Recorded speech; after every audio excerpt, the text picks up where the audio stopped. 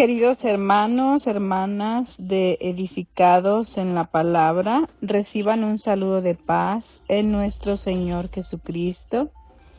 Les saludo con gusto desde México. Mi nombre es Fabiola Fuentes Ramírez y el día de hoy, domingo 1 de septiembre, damos continuidad a este maravilloso libro que hemos estado estudiando, que es el libro de Marcos, el cual, como ustedes saben, se le ha denominado el ayudante que escribió un evangelio. Estamos en la 8ª semana y el subtema, el ministerio final del Hijo de Dios.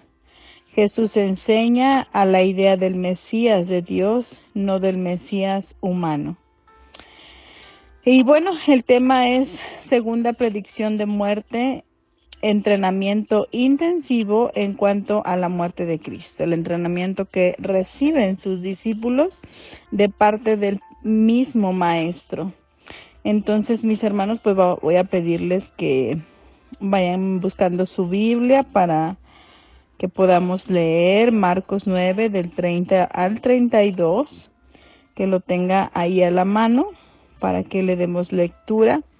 Pero antes, ¿le parece si me acompaña a orar a nuestro Dios y poner este estudio en manos de Él? Vamos a orar, hermanos. Bendito Señor que moras en los cielos. Gracias, Padre, te doy porque tú nos das la oportunidad nuevamente a este grupo de hijos tuyos, de hijas tuyas que nos reunimos a través de este medio para estudiar tu palabra. Gracias, Señor, por este grupo y te pedimos que tú nos guíes, Señor, y que sea de bendición para nosotros lo que aquí estudiemos, Señor, y que lo pongamos también tus enseñanzas por obra. Gracias por todo, Padre, en el nombre de Cristo Jesús. Amén. Muy bien, hermanas y hermanos, hemos puesto en manos de nuestro Dios y voy a pedirle que busque su Biblia y pueda buscar este evangelio, el cual hemos estado estudiando, en el capítulo 9, y vamos a darle lectura, verso 30 al 32. Dice de esta manera: cuando se fueron de allí, pasaron por Galilea, pero Jesús no quiso que nadie lo supiera, porque estaba enseñando a sus discípulos. Les decía: el Hijo del Hombre va a ser entregado en manos de los hombres y lo matarán, pero 3 días después resucitará. Ellos no entendían lo que les decía y tenían miedo de preguntarle. Amén.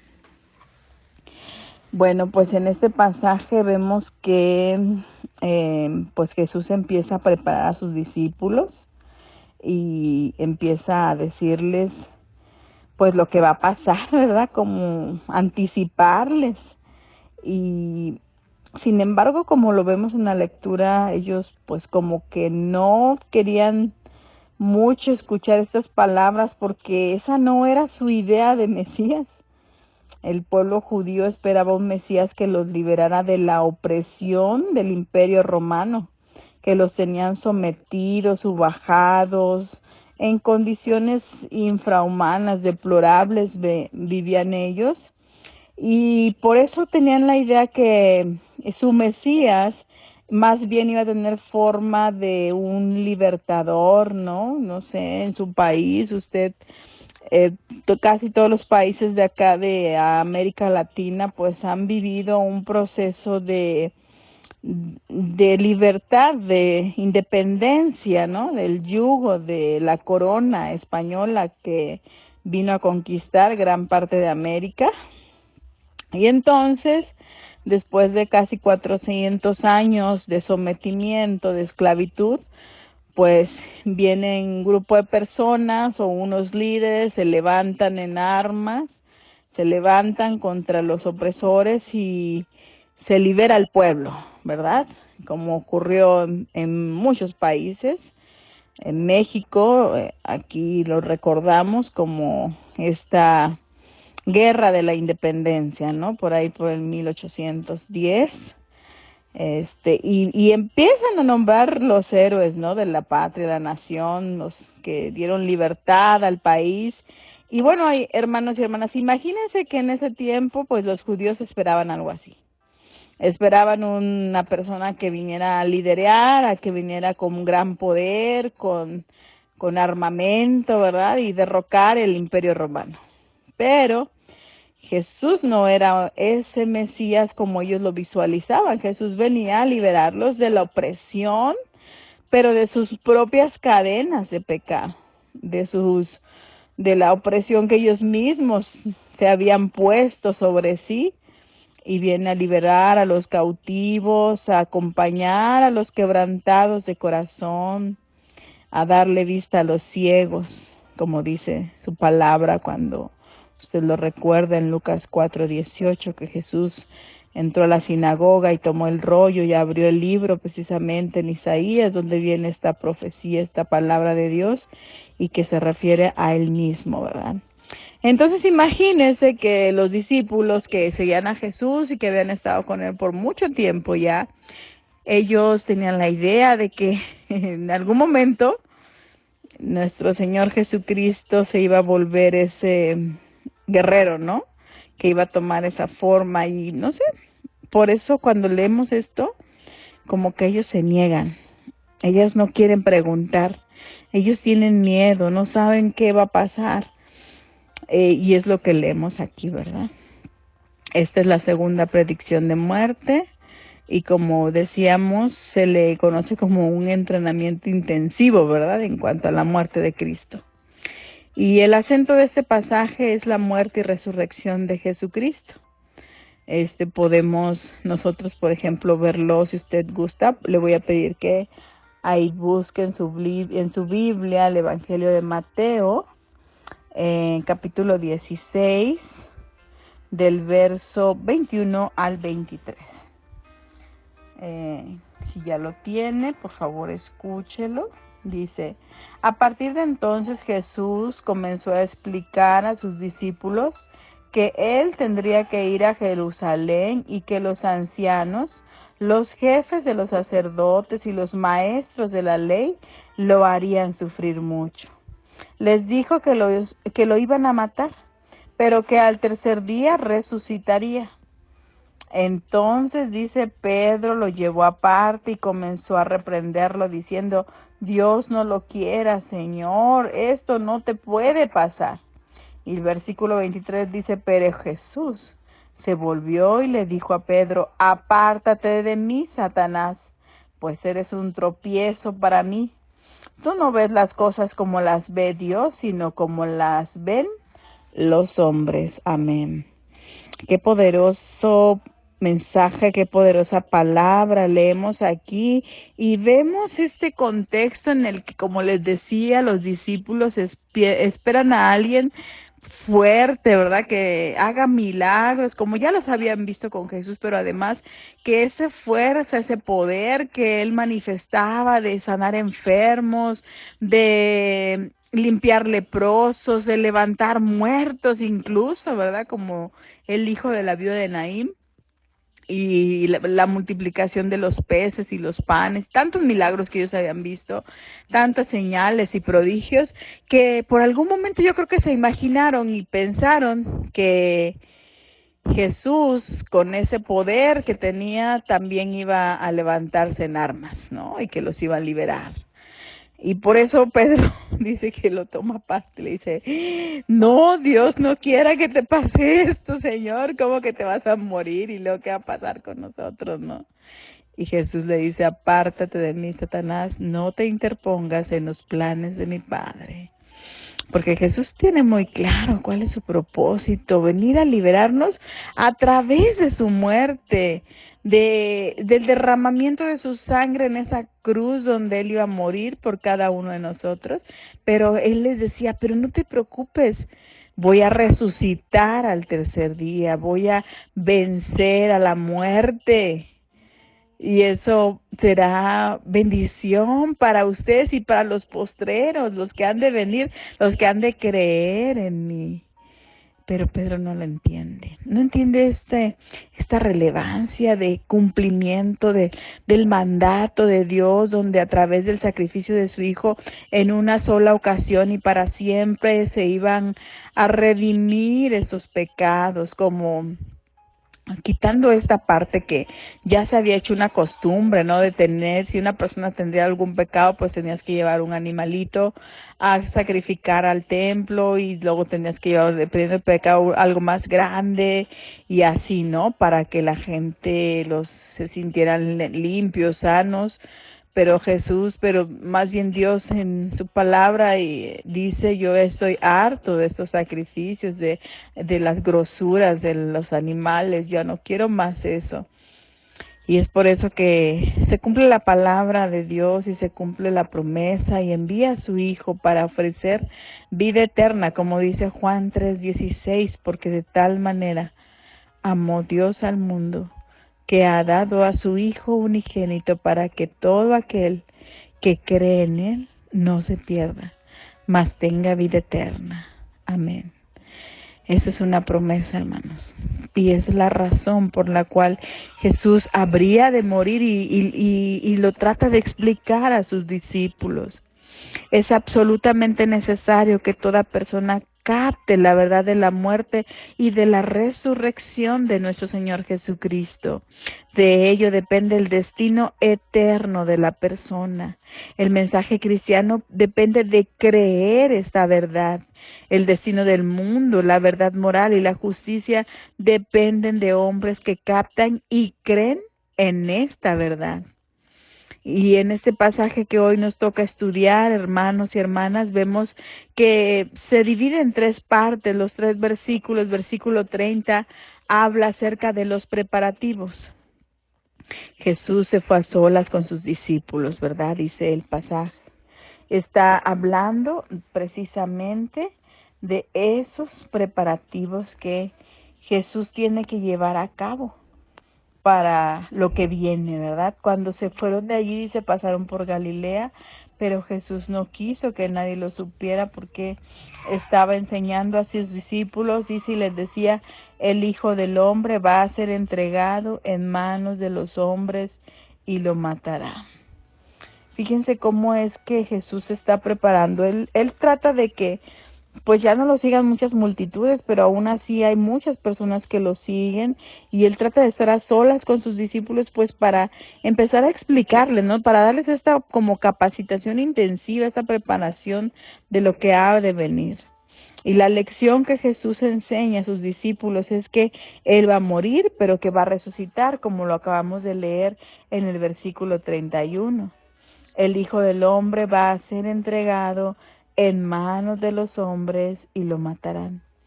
Pero 3 días después resucitará, dice el versículo 31. Era un punto de inflexión en el ministerio de Jesús, un punto importante. Dejó la zona de Cesarea de Filipo, en el norte del país, donde estaba él seguro, y tomó rumbo a Galilea, desde donde iría a Jerusalén. Tenía la cruz directamente ante sus ojos, como lo leemos en Marcos 8, 31 al 33. Pero fíjense, vamos a buscarlo. Si quiere, por favor, ahí mismo en su Biblia, nada más atrás estamos en el 9, vamos a darle al 8, versículo 31 al 33, y dice de esta manera. Jesús comenzó a enseñarles que el Hijo del Hombre tendría que sufrir mucho y que sería rechazado por los ancianos, por los jefes de los sacerdotes y por los maestros de la ley. Les dijo que lo iban a matar, pero que resucitaría a los 3 días. Esto se los advirtió claramente. Y aquí lo que veíamos, ¿verdad? Entonces Pedro lo llevó aparte y comenzó a reprenderlo. Fíjense que es lo que leíamos ahorita en Mateo. Qué interesante es esto que refiere, ¿verdad? Que Pedro no lo aceptaba. No aceptaba esa idea. Mateo dice que Jesús recorría todas las partes de Galilea La idea es que Jesús se mantenía siempre en movimiento, como ya les decía, para evitar las multitudes, pero cada vez se movía más cerca de Jerusalén y de la cruz.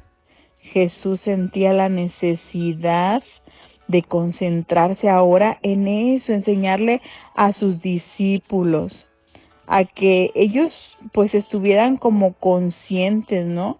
De lo que vendría, de que no les agarrara como de sorpresa.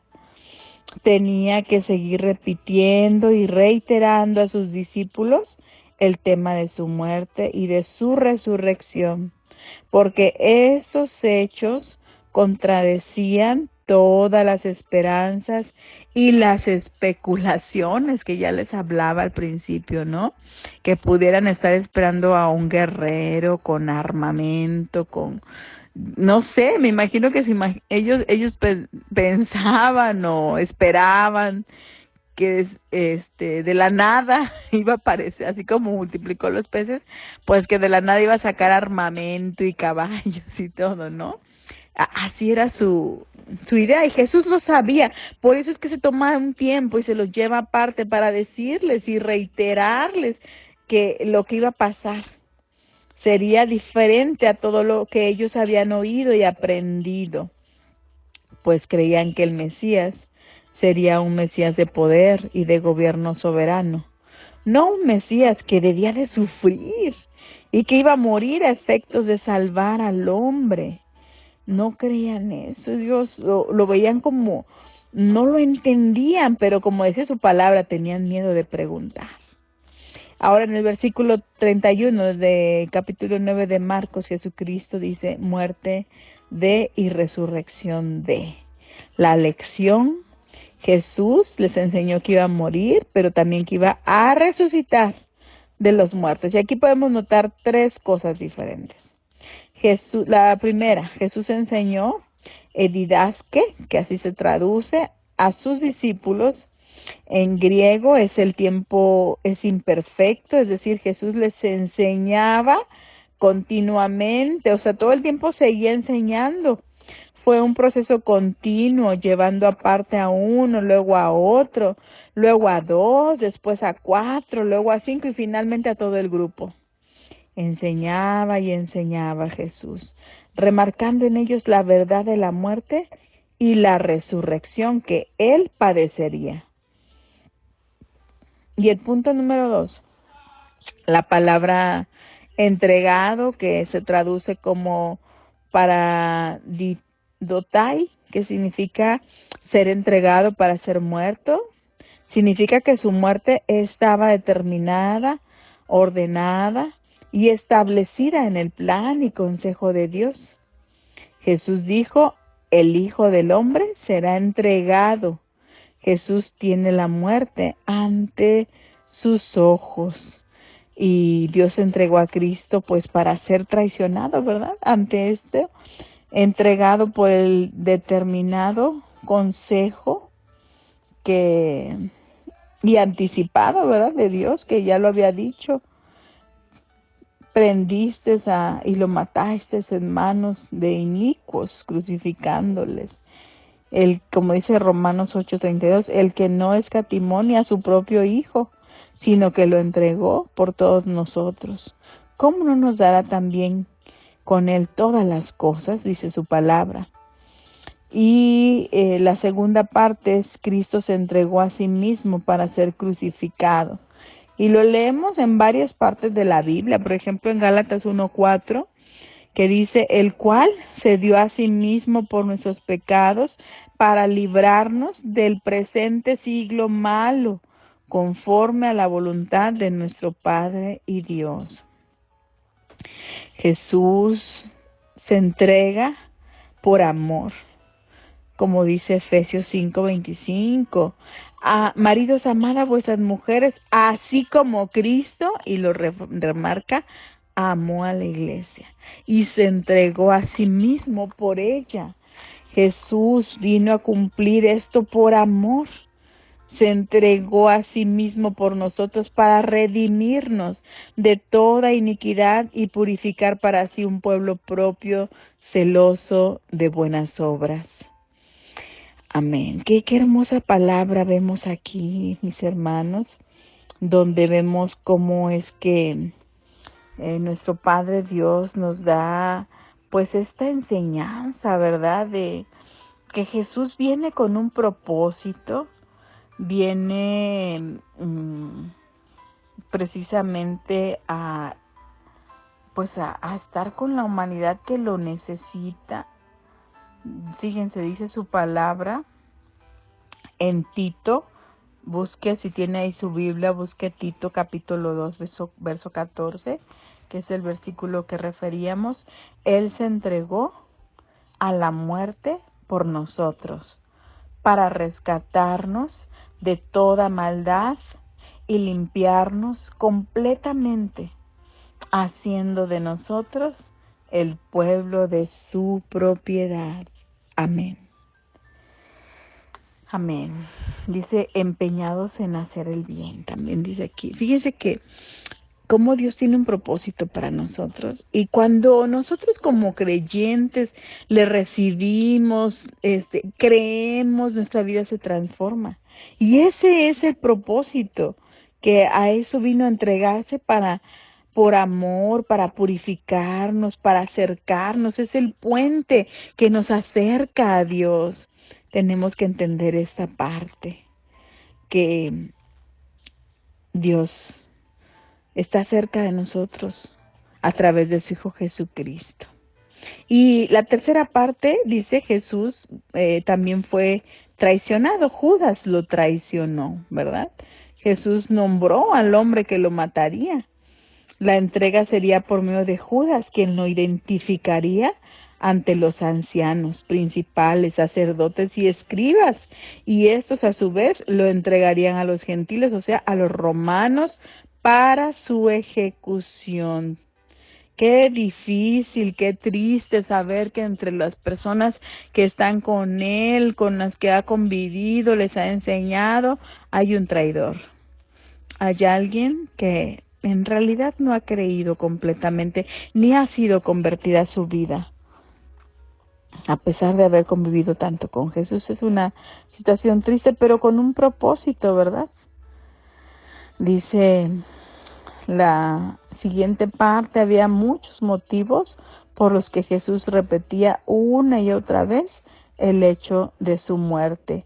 Jesús estaba preparando a sus discípulos para subrayar que estaba muriendo como un sacrificio voluntario y no como un mártir sin esperanzas, sino más bien el que lo daba por amor, como dice Juan 10:11. Yo soy el buen pastor y el buen pastor su vida da por las ovejas.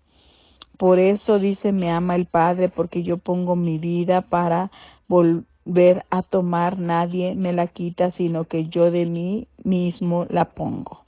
Eso está en Juan 10:17. Entonces Jesús estaba recalcando que estaba muriendo para redimir al hombre, siguiendo la voluntad de Dios, siendo justificados gratuitamente por su gracia, mediante la redención que es en Cristo Jesús. Y esto lo vemos en Romanos 3:24. Cristo nos redimió de la maldición de la ley, hecho por nosotros maldición, porque está escrito, maldito todo el que es colgado de un madero, según Gálatas 3:13. Fíjese que tantos pasajes dan este testimonio del amor, de la redención, de la sangre. Dice Colosenses 1:14, en quien tenemos redención por su sangre, el perdón de pecados. Y así podemos encontrar más pasajes que nos dice el propósito por el cual ocurrió esto. Subraya que su muerte fue planificada deliberadamente en el propósito de Dios y que estaba dispuesto a morir por nosotros para cumplir ese propósito. Y bueno, también para impedir que los discípulos piensen que el Mesías, el Hijo de Dios, nunca moriría. También para remarcar en los discípulos el hecho de su muerte, la de Cristo, para que después de la resurrección pudieran entender mejor la verdad y pudieran tener esa vida también que Jesús ofrecía, ¿verdad? Y bueno, como podemos ver en el verso 32, finalmente, pues Jesús les explica, pero la respuesta de los discípulos es que no entendían, más bien lo rechazaron lo que no querían ver. Jesús acentuaba una y otra vez su muerte y resurrección ante ellos, sus discípulos, y quería significar lo que decía, que iba a morir, pero que también iba a resucitar de la muerte. Sin embargo, los discípulos sencillamente, hermanos, no estaban capacitados para aceptar literalmente los hechos. Entonces había confusión y rechazo en ellos, porque toda su vida, como lo dijimos al principio, les habían enseñado que el Mesías vendría como ese guerrero, ¿no? Con armadura y con espada para librarlos de toda opresión y sufrimiento. Jesús les había enseñado que el reino de Dios estaba cerca, listo para ser establecido, pero ellos se preguntaban cómo se podía establecer un reino si iba a morir. O sea, no le encontraban sentido, por eso no entendían y no alcanzaban a ver esas diversas etapas del reino. Usted lo puede ver en Mateo 19, 23 al 24. Solamente habían estado algunos meses con Jesús y bueno, no habían aprendido muy bien, ¿verdad? No les había quedado claro.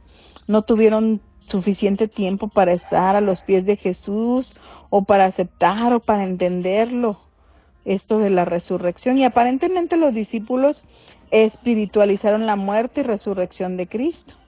Veían claramente que reflejaba un aire diferente al apresurar su paso y poner su rostro hacia Jerusalén. Sabían que algo iba a pasar, algo que aparentemente impulsaba a Cristo a continuar con mayor determinación que nunca antes. Sabían que ahora hacía varios meses que Jesús se había concentrado en enseñarles y compartir con ellos la verdad sobre su muerte y su resurrección. Sin embargo, hermanos, para ellos era todo un misterio. Para ellos era un rompecabezas que no sabían qué significaba con muerte y resurrección. ¿Acaso quería decir que debía morir el ego, por ejemplo?